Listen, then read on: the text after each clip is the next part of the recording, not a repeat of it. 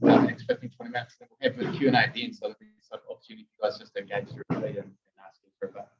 Ezra, tell me, like, I was just sharing, you helped me do these things a few years ago, and we had some cool guests and everything, and then you went off to do your own thing. And what happened? Where'd you go? What did you do? Yeah, much like the bro's just finished coming out of his education stuff. I kind of just had a moment where I was over pretending to be someone else, just really over because you kind of go through school and stuff like that, put you in a box, what you got to do, and it's almost like the creativity almost isn't a thing, I kind of just felt like I lost my identity sort of thing. So I went out to just find myself a bit, and then just committed to just being 100% who I was, just putting myself in spaces where I could fully express myself sort of thing. And so, went into some stuff overseas, just went in kind of just lived on couches of uncle and auntie's houses and all that kind of stuff, and dabbled in some business things, made a ton of money selling things online, and just kind of lost myself to find myself sort of thing. So, And what was the seed of Nau Mai Rā? When did that start to percolate away? It was actually when I was in China. It was really cool over there because there was nothing. When you're in China, they have WeChat and they have Facebook. They have Baidu, Google. They have their own things. And I thought it'd be cool. When you come to New Zealand, when you see posters over there in China, and it's all about haka and all that kind of stuff. But you come in, the culture's you would almost think that we live in huts over here in China, where remote New Zealand, And so you come in, it's and then so you come back, and it's like you're on some Melbourne, And so the whole ethos was around it'd be cool if New Zealand had an opportunity to choose Māori every day. Not to create an us or them or Pākehā versus Māori sort of thing, but the only chance I had when I was younger to choose Māori was if I went to full immersion school to kaupapa. But it'd be cool to go to Countdown and be like, I could buy Huggies, but I can also buy a Māori brand. Just have an opportunity to choose and just have an Indigenous option. And then I just thought, how would be cool to get into? So, how do you think how would be cool to get into? Who does that? What was the genesis of that idea? Power. Yeah, so I was at Victor's place, and he was talking about, and Victor himself used to run a toilet paper company. I was like, man, that's actually a really cool way to look at business. Instead of having to win contracts all the time, what's a way where you can selling toilet paper? I thought it was cool. Yeah, so I actually looked at toilet paper, but then when you do the pallet sizes and how much you can get into a container, it didn't make sense to me. And so I was just thinking of what people need, and I was like, power. You need power. So literally, it's all that started off with. I was just go and talk to Genesis about getting a contract to sell power. So no real massive. So when you're looking at power, did you still have this Indigenous mindset? How did it tie into Māori at that point? Yeah, because all the generation assets, are built on whenua Māori land.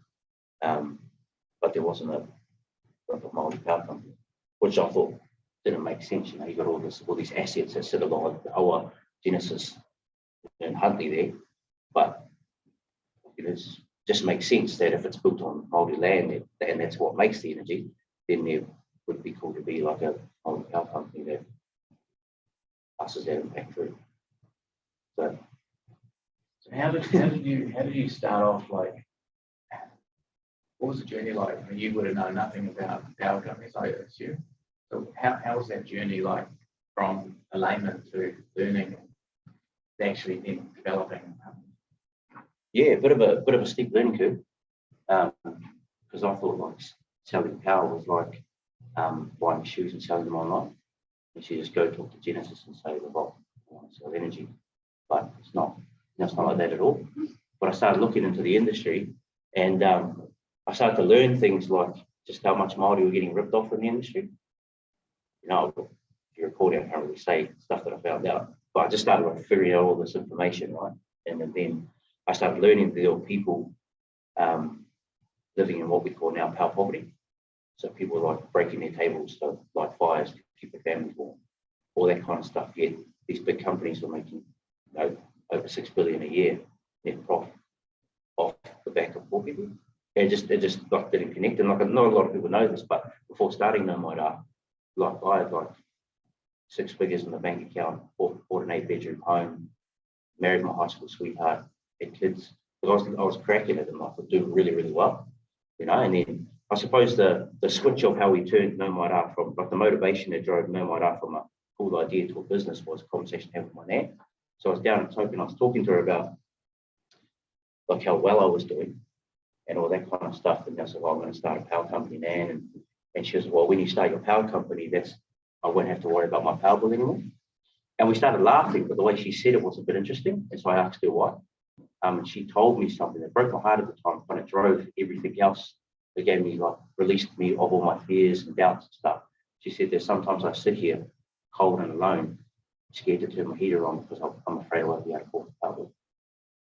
And I don't know about like all your guys' nans, but my nan, when like my parents had me when they were teenagers. And so my nan played a big role in my life, she's like the pole of our family. So she had no weakness. And so to see that from my nan, that she was breaking down over being a victim of the power system, it's kind of when I go out there now, it's for Nan.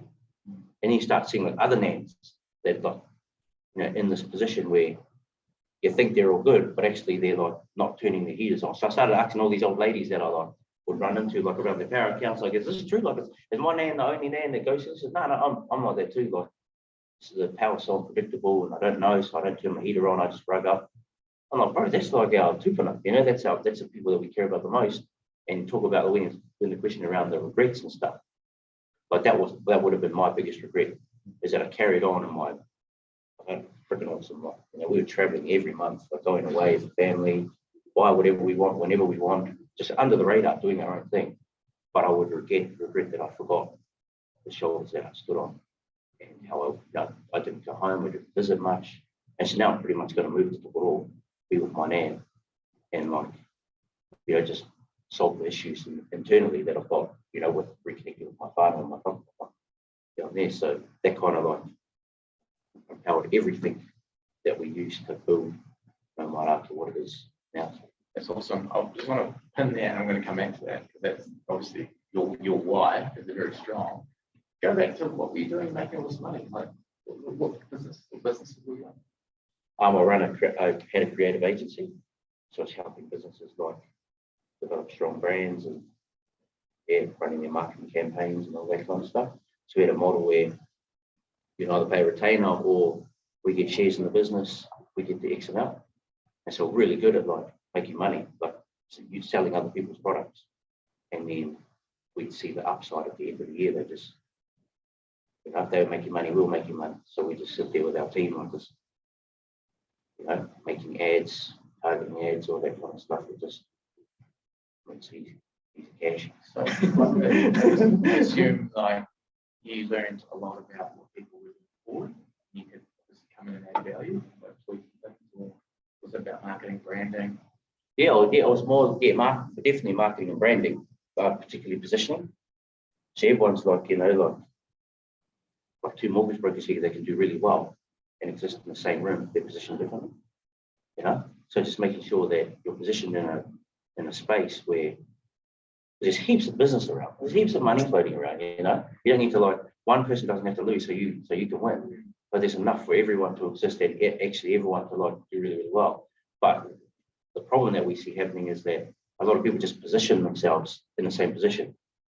So when people think about mortgage brokering, I won't use mortgage brokering. It's a good example. This guy's probably going good. Yeah, that's more like there's, if we do use mortgage brokering, when you think of a mortgage broker, you probably think the same thing.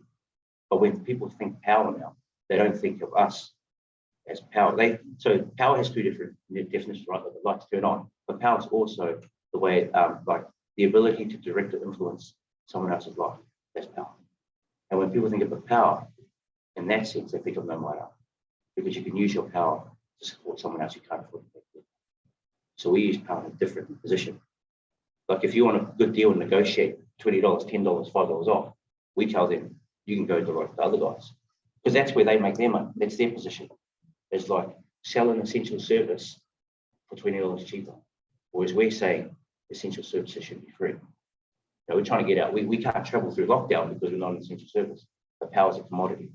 So we're trying to position ourselves, reframe the conversation between power being an essential service over a piece of information.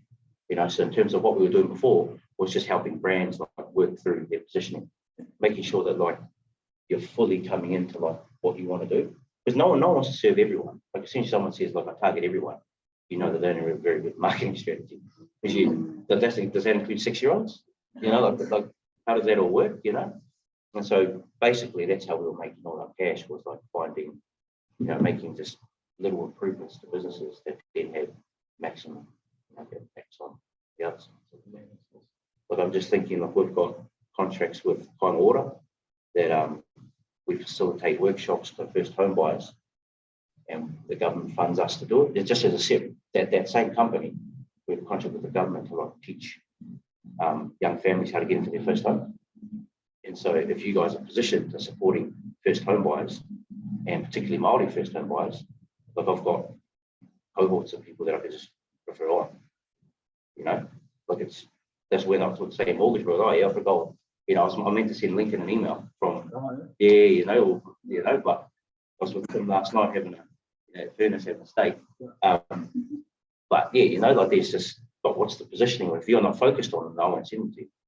Because then it's not good for my referral, it's not good for the whānau. And if it's all just about money, then business never really goes well anyway. Like if that's all you care about, is scabbing the next deal. So are you still doing both things? Do you still got that business on the side? Or? Yeah. So you got a few things going on. Yeah. But we've got a team that runs that now. Yeah, so awesome. Take me back to your nan and that lightning, that lightning experience where, it clicked for you in terms of poverty, something close to you. What happened there? How did you start unfolding that opportunity? Yeah, so I had a cry because, felt a bit gutted that like I was sitting in like, not a flash house, but like, sitting up in Hamilton living my life doing things. And then, so I went through that little process of like, I'll do this for you now sort of thing. And then I went to like, it's hard because you're recording, I don't want to like, all good. Like I went door knocking on like all these dudes that made heaps of money in the power industry. And pretty much was like saying, like, how does it make you feel that you've retired and become a millionaire off the backs of poor people? You're just trying to guilt trip them into helping me sort of thing. And it worked, we got to do that. Like one of my best friends now, his name is Rob, and he's like, yeah, I'll back you. I'll give you all the money that you need to get it off the ground. And he helped form Genesis Energy. And so he had all like the industry stuff, and he said, all I want is like my money back. And I don't want to make money off you, I don't want all that kind of stuff. It's just once the company starts moving, just pay like just a non-interest loan with no time. And so together we kind of just come up with a plan on how we would attack the industry, how we get different contracts that we needed to buy and sell power, how we get those on board that would take care of money. I mean, if you have understanding of the industry, you got to do a whole lot of reconciliation and all this kind of like, understand financial like derivatives and all that kind of stuff. And so kind of just went through the steep learning curve and then just went door knocking. So how does it work? You did some way to start up a separate company.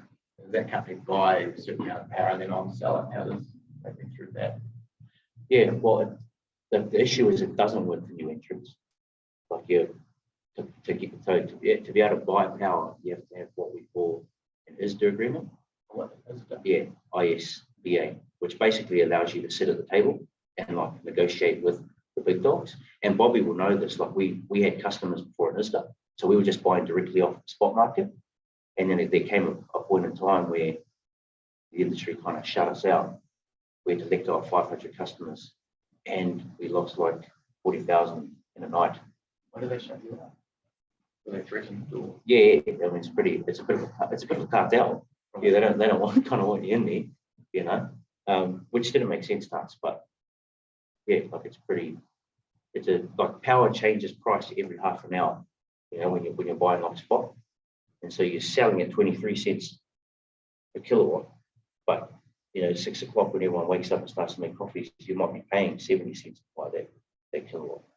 And so at the end of the day, you just got to hope and pray when you reconcile the 48 periods of the day that it's all under the average of 23 cents. Right. So you're buying at spot price, which was like almost like a retailing. Was it quite high risk for you? Yeah. Because you could put out your pants down sort of thing.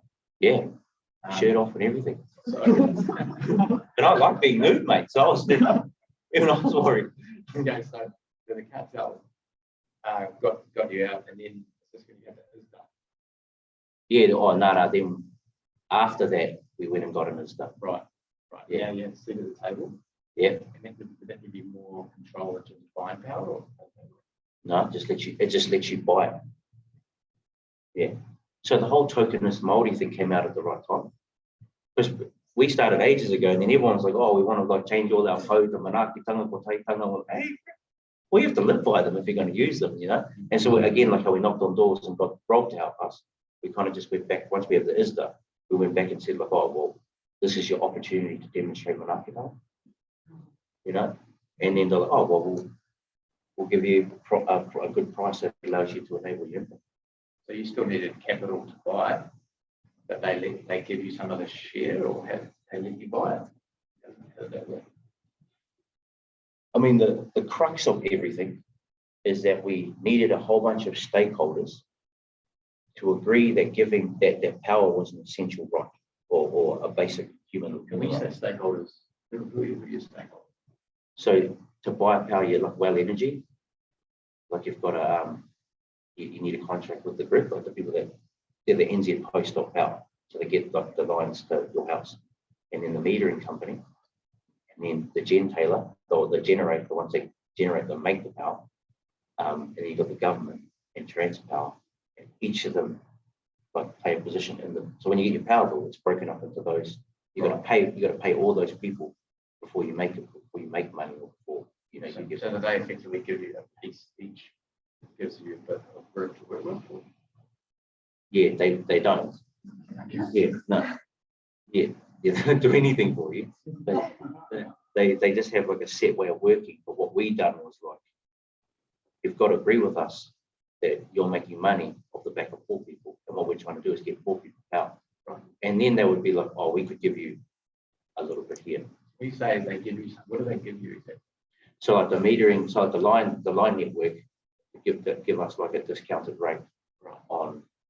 I mean, it's not really the term, so it doesn't really make sense in the power term. But in a consumer world, they basically give you like a cheaper price to sell power on their lines or to get it to someone's house, which then allows you. And then if the generator gives you this, you know, on their cut, if everyone takes a haircut, then basically, you know, you get to where you need to go. You get the power at the price that you need, and that gives you a certain amount of power to take to the market you're trying to target. Yeah. Okay. Yeah. And is that? I hope this is right, because I'm learning, sharing my openness with everyone. And then customers that sign up to you, do they get it for free or do they get a discount? Well, they get it at a good price. So I mean, it's a difficult one. It's a difficult conversation to have in general, because there's 5 million people here. You could live right next to each other, have the same amount of kids, but your power consumption is differently for your billing is different. Yeah. You know what I mean? Whereas for us, our offer is generally like, well, either meet the current price that you're paying, or you'll pay less ever over. If it's over, which generally you're not, you know, we'll tell them to stay, but then we use the proper portion of the bill and drive it into a fund that allows us to give support to people up on that. Yes, pay forward. So you're, I guess, talking about your earlier gig about market positioning. You're positioning yourselves as the cheapest, but you've got a good why attached to it as well. Yeah, more so the why. Yeah. We hardly ever talk about price, because if they want to talk about price, then that means our marketing's wrong. So if someone comes through on the phone and they're saying, "Oh, what's your price?" We'll say, "Oh, Genesis beats us, to go there." You know what I mean? So you'll actually throw them off. Yeah, we'd rather have people who are down for what we're down for. You know, we don't. Yeah. we're not like our positions vary. We want 10,000 people that are like just committed to like solving our poverty. Okay, so you got going, you got off the ground, got some stakeholders involved, you got this brand. Who were your first customers and what was that like? Ben's auntie, my business partner's auntie, was the first customer. Best drove out to Te Awamutu and just forced her to sign up. I was like, I'll tell him, this could be like a bad stuff article, you know, where like new power company forces pensioner to like jump on board and all that kind of stuff. But we didn't care, you know. And then after that, we decided to launch in areas where we knew no one. Like in Te Awamutu, it was right there. So if we made mistakes, we just drive out there and sort it out. And we only knew one personally. And then, you know, just went and door knocked and threw things out online. And, you know, in the space of like 2 months, we built a wait list of 2,000 people to jump on board. And we just slowly started as we could, as we gained capacity, we just brought more and more people on. So effectively, are you operating as a non-profit, but any profit you get, you circulate back into supporting your customers? Yeah, but we're a for-profit business. Yeah. So we take some and give some to the consumer as well. But with power, like we'll always choose to support whānau over making money, sort of thing. So like in that situation where Auntie Bobby was like watching us kind of cry every day as we crawled ourselves into the office, like we could have made heaps of money because there's nothing is if your power bill goes up, if you want to heat yourself, you have to turn the lights on. Like there's nothing. We have all the power.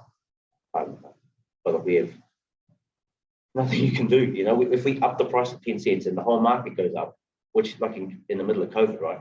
The power prices went up.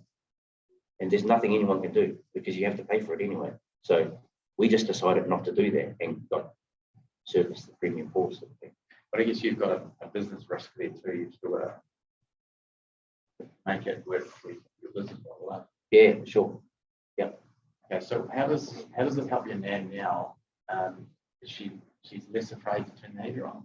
Go down there, bro. How's it warm there? It's freaking late. Yeah, straight up. Just taking that fear away. Yeah. Anxiety. Yeah, because price actually isn't the issue, right? It's confidence, it's that anxiety.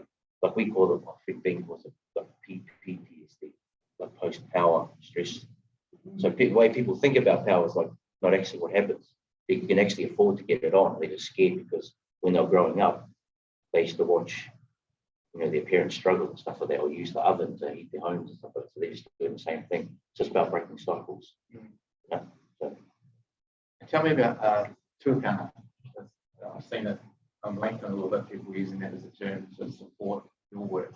Yeah, I mean, the biggest issue that we have, right, as a Māori organisation, or kaupapa Māori organisation, is people have this weird feeling that they can't support Māori because they're not Māori, which is, but Auntie Bobby knows this quite well. It's freaking weird because you don't go to like the Chinese restaurant and say, I'm not Chinese, so I can't eat here. So like, why is that attitude like attached to Māori? And I agree that there's some things that the Māori community need to sort out there. But then there's also like Māori organisations for poor people.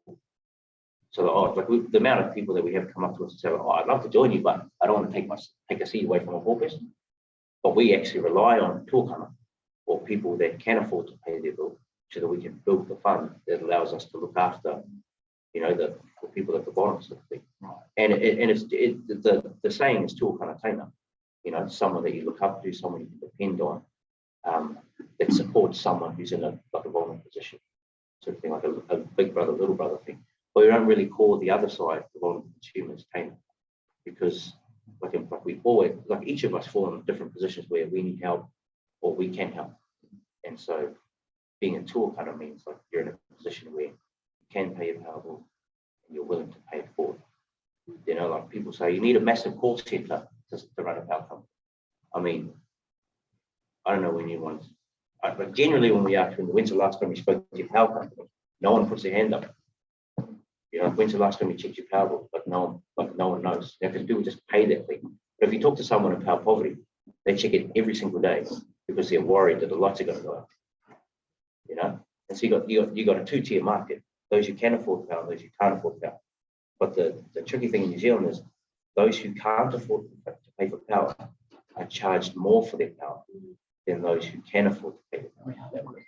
You tell me how that works. Look, I don't know how it works. And like when we went into like the ministry, the minister said, well, how does this like, how do me and my big house like use like can afford power, pay more than my nan and took it all. Like it's just my nan and papa. Like how does this work? You know, they're like, oh well, it's capitalism. No volume, capitalism loves volume. So the more I use more power than my nan, but because I use more, I get it at a cheaper rate, which is this. Tell me about the holding costs, because I mean, I know I've gone away from holiday and I've turned everything off in the house, come back, power bill shifted $2. I'm like, well, what's the point of turning everything off? You know, so there's those base costs which are so high. Is that all part of the matrix of take? Yeah, right, it's a double tax. Right. You know, yeah. I mean, we don't charge that, so we have a daily fixed charge. You don't. No, So that's one point difference straight away. yeah, from a pricing perspective, yeah. So, like you're probably being charged like $2 a day, and so for a month, if you go away, you'll bill $60. You know, just for being connected to well or Wi-Fi wherever you are. So if someone joins, can anyone from the audience join your power? Yeah, as long as you're keen to lock down at the kaupapa. So we got all these price conversations. Like, you actually think about your power. You know, it's the conversation that we have. You call up like your power is like a big part of your life. You know, people want to go negotiate, or you know, on the day-to-day stuff. No, but yeah, as long as you're down with like solving power poverty, then. So assuming that I'm down with solving power poverty and I join, and I'm a bit ambivalent about the rate. Like, I don't really care. It is what it is. Do you sort of suss your clients out as in whether they're tier 1 or tier 2 in terms of threshold? Like, oh, Ryan, he can afford it, so we'll just judge him a normal rate, or he wants to be a Turkana, or how do you? Everyone pays the same rate. No. Yeah. So there's no like. So I've always been against like I don't want to like it's care for everyone but carry no one. And so everyone's got to pay their own way. Like it's not about like giving people a cheaper rate and all. None of that. It's like no, everyone pays the same. So there's equality there or equity there. But then if you get into trouble, we've got a fund that helps you. You know, because it's really getting vulnerable consumers into the habit of paying for the power. Once you're in the habit, then it's amazing what you see people do when you give them that chance. You know, like I don't know if we're on the breakfast show not long ago, and you know the breaking heart story of Jamie, the one that came onto the show with us, is like she would make sandwiches in the morning for dinner at night because she couldn't afford to heat her house after 6. So kids be having cereal for dinner and sandwiches, you know. And so when we switched to her, we said, power your damn house, just go for it, you know. And she lapsed a couple of times. She's been disconnected by the power companies heaps of times. She couldn't come to us. So she thought she couldn't come to us because with power, you need to have you have to pass a credit check. So we don't pass a credit check. You've got to pay a reconnection. Yeah, you got to pay. Yeah, but not with us. So we just go, we'll reconnect. Because the reconnection fee is not actually a fee. It's free. It doesn't cost anything to disconnect or reconnect. Like it's like a 20-second process, like industry turn their house back on. Yeah. Look, it's freaking weird, you know. It's just that's right. I'm like freaking hell, like, and we're the innovative ones. You know, they're like, you're so innovative. I'm like, bro, like, this is like common sense, right? Like, surely you can see that you're like what's wrong has been going on for too long. You know, so it's nothing innovative about it. But so, and now she's like Jamie is like a full-on, like one of our best bookers. She's a tool cutter. She's helping someone else, and we didn't do it by giving her a cheaper rate. All we did was use the fund to help her here and there when she lapsed, got into the habit of paying for power. She's getting a credit back in. And then we're saying, look, if Mercury come and knock on your door and offer you $300 credit, you should take it if that's what you want. You know, this is what's best for you and your family. But previous to coming to us, she couldn't. She's registered under a different name. Wow. So if someone does get with your company, they bank slow with instant payments, you'll catch them. Do they have to pay back that debt, or is it like forgiven?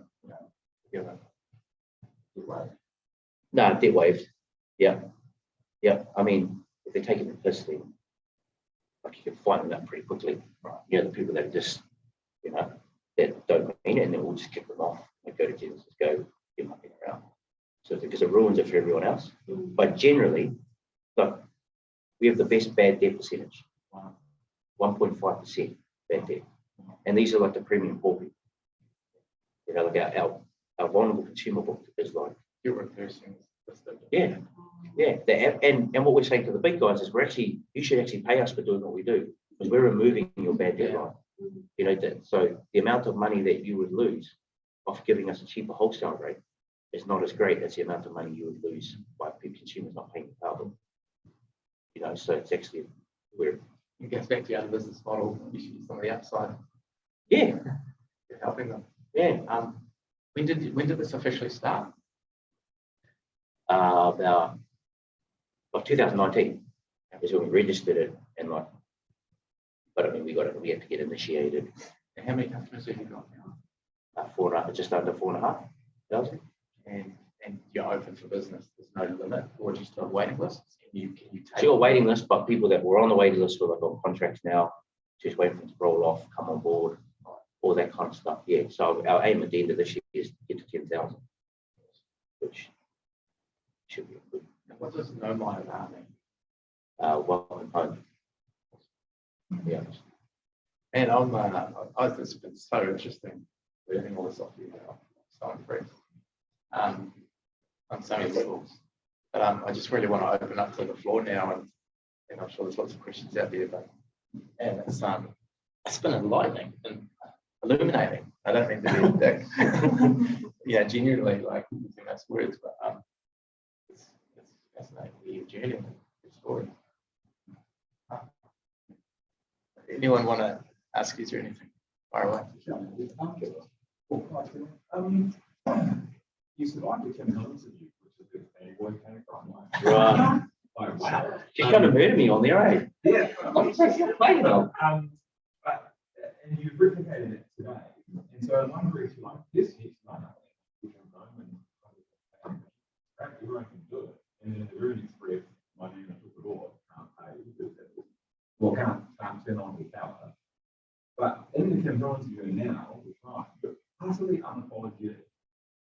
Or it is just there's absolutely no apologism, and it's astonishingly good. And I just wanted to unpick that. So next, I'm like, is it just the why? Is that so deep? And it's Nan's put it all that? But really, like, what is that you, or was that a you, or is it just a business model? It's very confronting, but very awesome.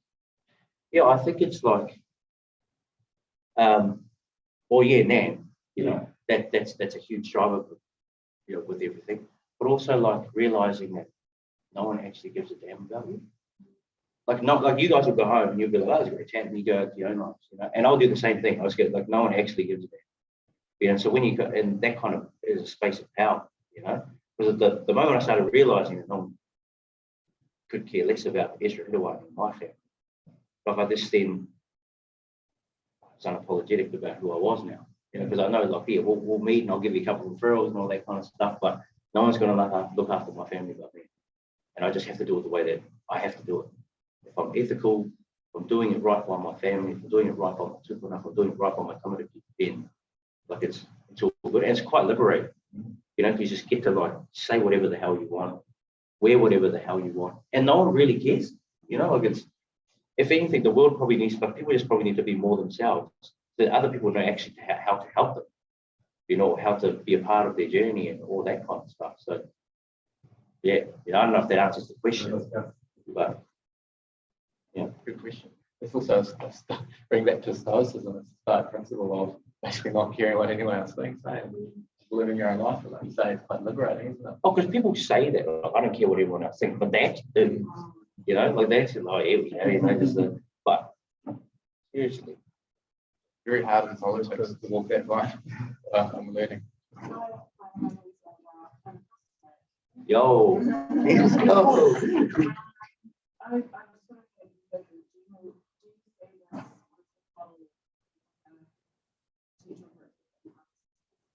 Yeah, for sure. Yeah, we get approached like telco, all that kind of stuff all the time. And I think the model just works, you know, like it just makes like again, like the whole positioning chat, like when you get the right people on the same kaupapa, like good is going to happen. You know what I mean? So if we do this thing in telco or like other industries, and you get a whole bunch of people that care about the greater good, then but they will pay their bills, they will front up, they will support when you need them, you know, all that kind of stuff. So I think the ethos of the model is more important than the model itself. Like there's heaps of BYG ones, there's heaps of like pay for consumer models, but the ethos that sits inside the machine is probably much more rinse and repeatable into other industries. Because you see all the time like people going, oh, if you help me with every client that I have, I'm going to use 50% of that and then help a charity, like market their business. It doesn't really like work because the ethos behind it is like, you give me something, I'll give you something. Yeah, you know what I mean? It's just like, would you want to give $2 on extra on top of your shopping list? Of like, yeah, Cotton On do a great job of it. Buy a $5 bag and it goes, yeah, but really $4 goes to it. You know, so I think the ethos is, if it's right, it'll work in any industry. How do you find those have you got a campaign or anything? Believe it or not, never spend $1 on vulnerable consumers. They will find you. But there's not an issue. Like I don't know where they come from, but they'll send you a letter. They'll get my parents' number. You know, they'll just. I don't know how they got my number. Like because my number's hidden from everything. But you'll still give them, hey, look, oh, I'm down here in Flaxman. You know, I'm like, how the hell did the dude from Flaxman get? So in terms of finding them, then because there's not much out for them. Yeah, you're talking about a group of people that they have to go to prepay. And just like phones, prepay is the most expensive, you know, and so they're looking for like a lifeline. And so they definitely, you're not hard to find, they find you. Is it nationwide? 85% of the North Island. Yeah. And we just broke into Christchurch, Dunedin, Nelson, Mai Ra, and Bulla. I don't know where Bulla is, but yeah, I just saw the contract pop up like last week saying that you're in Bulla. You got to wait for things to go. It must be. Yeah, it was Fiji.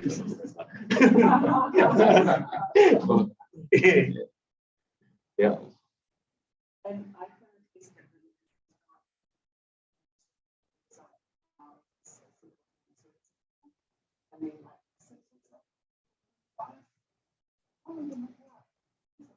Yeah, team's hound dog, mate. And I think we'll wrap up there, Ezra. It's been awesome to get it under the hood with you and understand the mechanics of what you're doing, the kaupapa and the ethos. It resonates, because it's, you know, you can tell it's legitimate for you, and it's really inspiring. So, you know, on behalf of the chamber, I just want to thank you for your time this morning and all our guests. And fanboy, probably get a photo with you. I probably will too. But yeah, thanks. We really appreciate it. No, cheers, man. Awesome.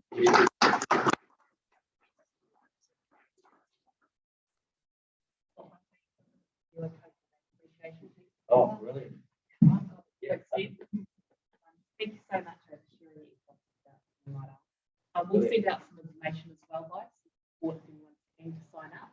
And if you could please spread the word as well, we really appreciate that. Yeah, thank you so much for taking the time out of your day. I know myself it was a bit hard getting out of bed this morning. So we do appreciate you. Take care. And just in terms of upcoming Inspires, we've got Ian Foster next month. We've already had huge registration for that. And then Keto Doctor, Matthew Phillips, he works here in the Waikato DHB. It's the third time I've gone to speak to this group, and he's changed my life with keto. He's doing world leading cancer research. And then we've got Sarah Ulmer to finish us off at the end of the year. So it's going to be awesome. So register. Yeah. Have a great rest of August. People coming for a positive chat with Ian Foster.